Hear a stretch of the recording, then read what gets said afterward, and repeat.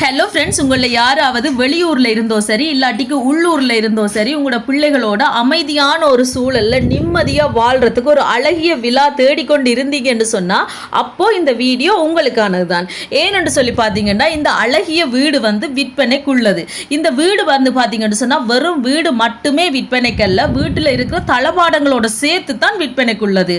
அலுமாரி இருக்குது, ஃப்ரிட்ஜ் இருக்குது, செட்டி இருக்குது, அதே மாதிரி வீட்டுக்குரிய ஒவ்வொரு தளபாடங்களோட ஏசி கூட இருக்குது. எல்லாத்தையும் சேர்த்து தான் விற்பனைக்கு இருக்குது.